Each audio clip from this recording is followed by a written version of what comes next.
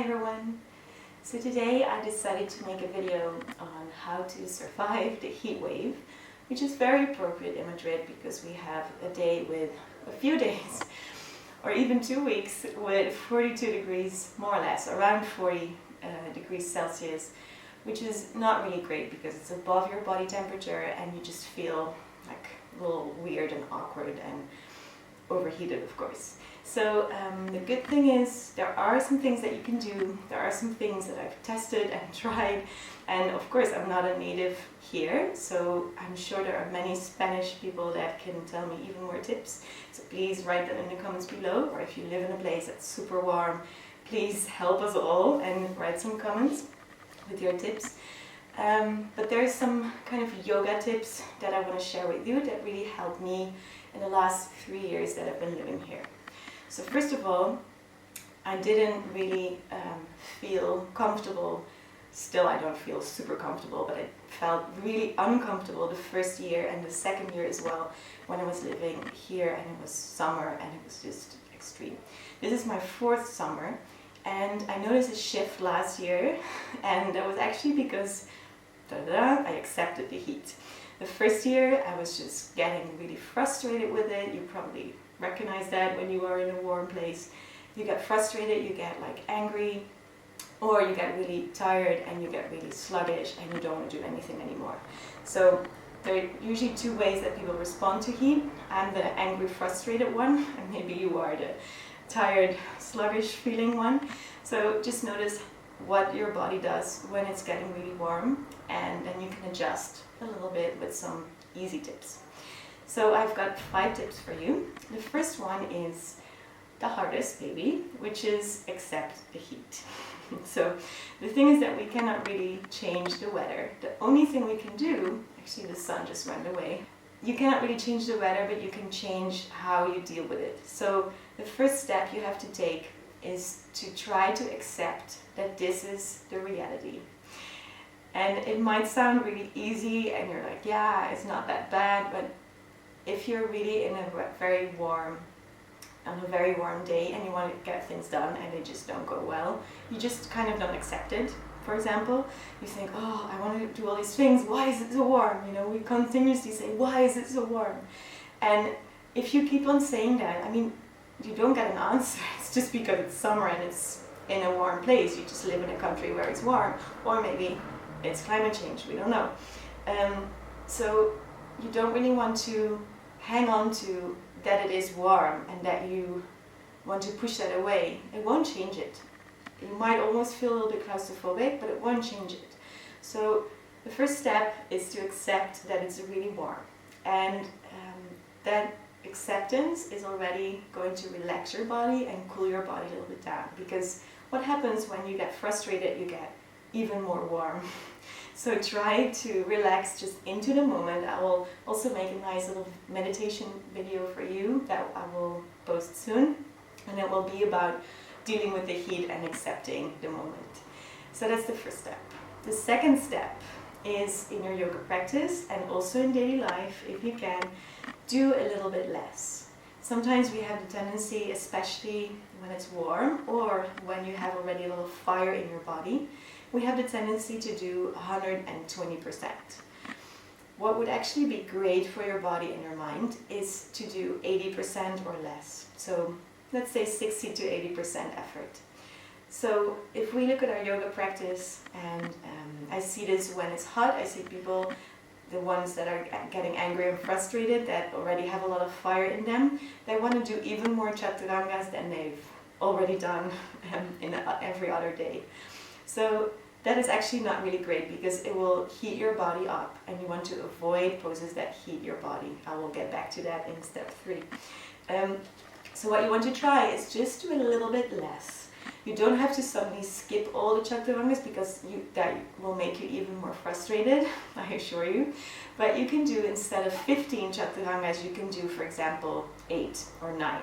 And then see if the next week, if it's still so warm, you can do maybe a little bit less. You can do 5 or 6. That will really help you cool down in your practice, and it will help you to really learn how to do a little bit less, and that's still fine. You know, we don't always have to be the best, we don't always have to do the hardest, and we don't always have to be perfect. These three things will really help you if you let them go. In your life, for example, if you have a massive to-do list and it's warm, you will probably realize and notice that it's really impossible to do everything when it's warm because your brain is melting.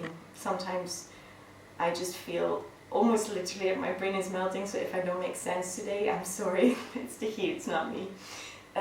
So you want to really do a little bit less also in your day. So just allow yourself to do less. Isn't that great? You don't have to do all your things that you have to do. Some things are just not so important as you think in your life. So if you have something that you can cross off your list that nobody will suffer from if you don't do it, just cross it off and don't do it. Alright, step 3, adjust your yoga practice.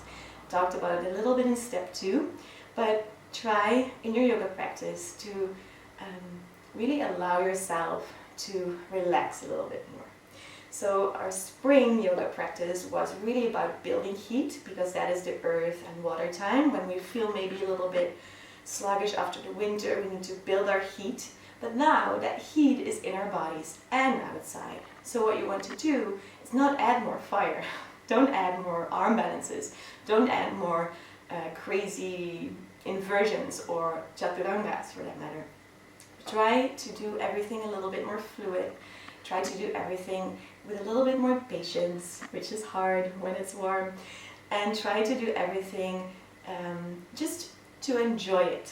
It's not so much about getting the biggest stretch or the hardest, toughest pose. It's really about just enjoying your practice.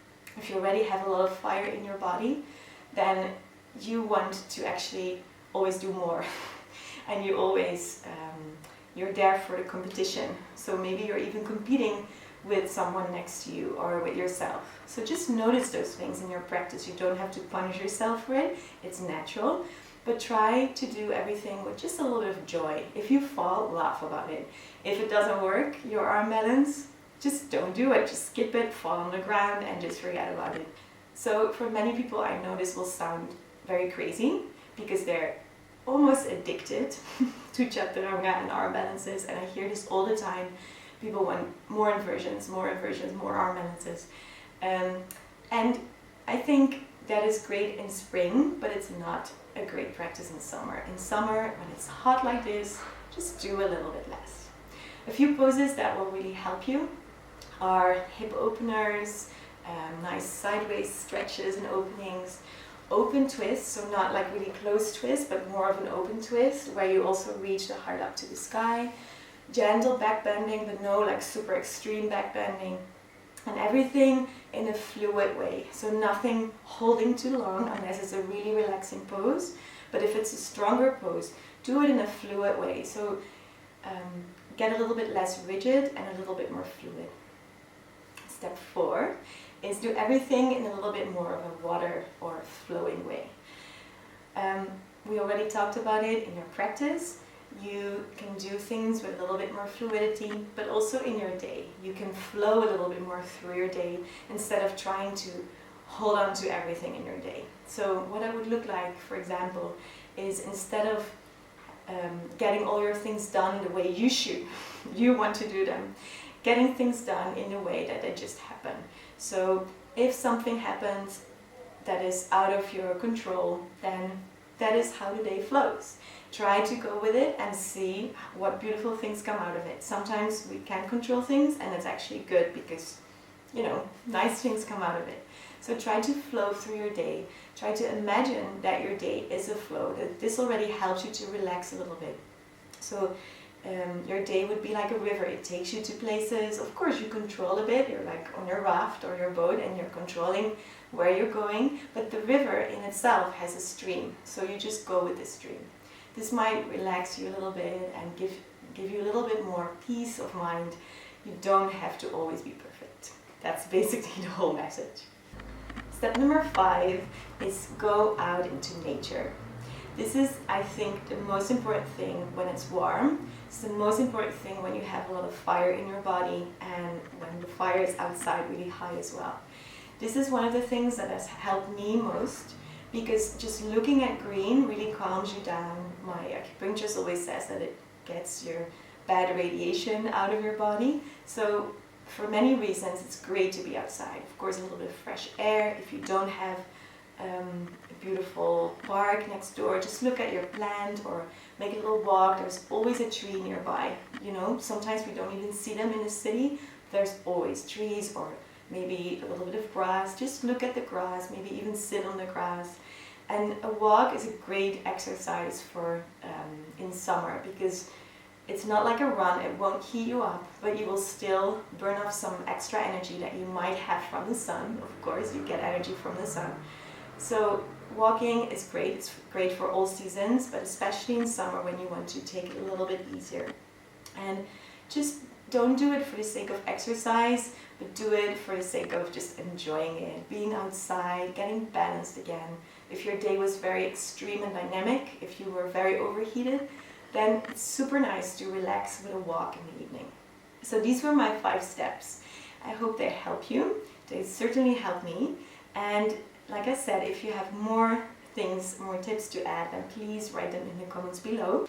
And make sure to like this video or share it with a friend who also lives in a super hot place. And I'll see you next time. Bye.